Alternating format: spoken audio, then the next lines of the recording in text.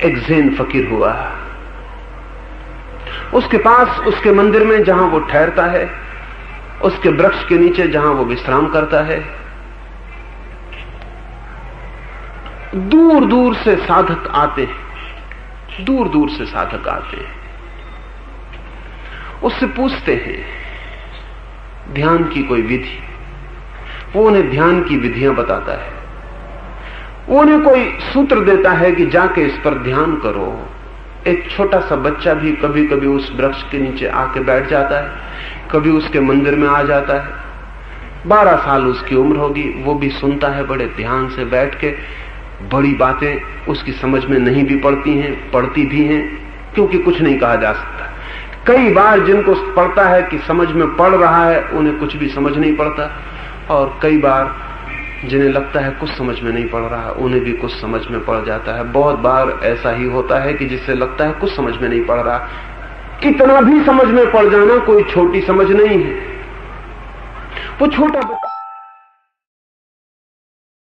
आके बैठता है, कोई साधक, कोई सन्यासी, कोई योगी आके ज़ेन फकीर से ध्यान के लिए कोई विषय, कोई ऑब्जेक्ट मांगता है।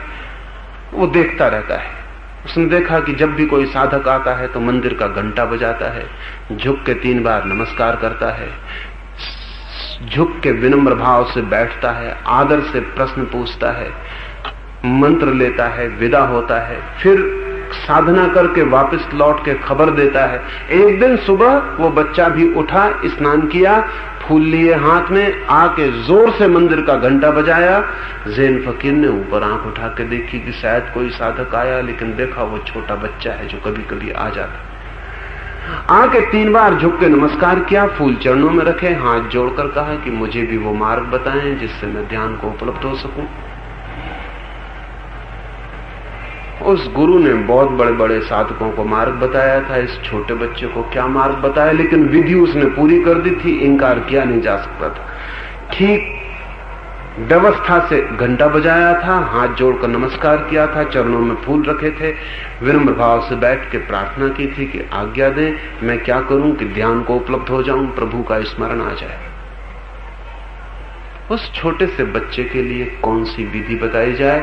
उस गुरु ने कहा तू एक काम कर, दोनों हाथ जोर से बजा। लड़के ने दोनों हाथ की ताली बजाई। गुरु ने कहा कि ठीक, आवाज बिल्कुल ठीक बजी, ताली तू बजा लेता है, अब एक हाथ नीचे रख ले, अब एक ही हाथ से ताली बजा। उस बच्चे ने कहा बहुत कठिन मालूम पड़ता है, एक हाथ से ताली कैसे बजाऊं?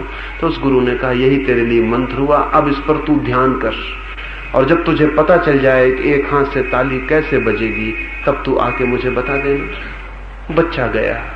उस दिन उसने खाना भी नहीं खाया। वो वृक्ष के नीचे बैठ कर सोचने लगा एक हाथ की ताली कैसे बजेगी। बहुत सोचा, बहुत सोचा। आप कहेंगे कहां के पागलपन के सवाल को उसे दे दिया। सभी सवाल पागलपन के हैं। कोई भी सवाल कभी सोचा होगा इससे कम पागलपन का नहीं रहा होगा। कोई सोच रहा है जगत को किसने बनाया, क्या एक हाथ से ताली बजाने वाले सवाल से कोई बहुत बेहतर सवाल? कोई सोच रहा है कि आत्मा कहां से आई, एक हाथ से ताली बजाने के सवाल से कोई ज्यादा अर्थपूर्ण सवाल है? लेकिन उस बच्चे ने बड़े सद्भाव से सोचा सोचा, रात उसे ख्याल आया कि ठीक, मेंढक आवाज करते थे, उसने भी मेंढक की आवाज मुंह से की, उसने कहा कि ठीक यही आवाज होनी चाहिए एक हाथ की। आके सुबह घंटा बजाया, विनम्र भाव से बैठ के उसने आवाज की मुंह से जैसे मेंढक टर्राते हों, और गुरु से कहा देखिए यही है ना आवाज जिसकी आप बात करते थे? गुरु ने कहा कि नहीं, ये तो पागल मेंढक की आवाज है, एक हाथ की ताली की आवाज। दूसरे दिन फिर सोच कर आया, तीसरे दिन फिर सोच कर आया, कुछ कुछ लाया, रोज रोज लाया, यह है आवाज, यह है आवाज। गुरु रोज कहता गया ये भी नहीं, ये भी नहीं, ये भी नहीं। वर्ष बीतने को पूरा हो गया। वो रोज खोज के लाता रहा, कभी कहता कि झिंगुर की आवाज, कभी कहता कि वृक्षों के बीच से गुजरती हुई हवा की आवाज, कभी कहता कि वृक्षों से गिरते हुए पत्तों की आवाज, कभी कहता कि वर्षा में पानी की आवाज, छप्पर पर बहुत आवाजें लाया, लेकिन सब आवाज गुरु इंकार करता गया कि नहीं, ये भी नहीं, ये भी नहीं। फिर उसने आना बंद कर दिया। फिर बहुत दिन गए, वापस लौटा, घंटा बजाया, पैरों में फिर फूल रखे, हाथ जोड़ के चुपचाप पास बैठ गया। गुरु ने कहा लाए कोई उत्तर, आवाज खोजी कोई। उसने सिर्फ आंखें उठा के गुरु की तरफ देखा, मौन, चुप। गुरु ने कहा ठीक है, यही है आवाज, मौन, चुप। गुरु ने कहा यही है आवाज, तुझे पता चल गया है एक हाथ की आवाज कैसी होती है, अब तुझे और भी कुछ आगे खोज करना है। उसने कहा लेकिन अब आगे खोज करने को कुछ भी ना बचा। एक एक आवाज को खोज कर आप इंकार करते गए, इंकार करते गए, इंकार करते गए, सब आवाजें गिरती गई, फिर सिवाय मौन के कुछ भी ना बचा। पिछले महीने भर से मैं बिल्कुल मौन ही बैठा हूं, कोई आवाज ही नहीं सूझती, कोई शब्द ही नहीं आता, मौन ही मौन, और अब मुझे कुछ भी नहीं चाहिए।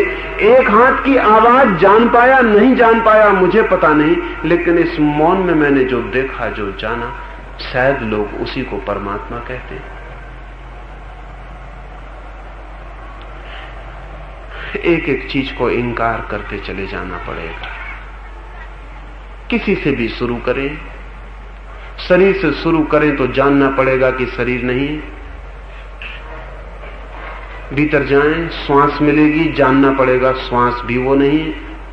और भीतर जाएं, विचार मिलेंगे, जानना पड़ेगा विचार भी वो नहीं है। और भीतर जाएं, वृत्तियां मिलेंगी, जानना पड़ेगा वृत्तियां भी वो नहीं।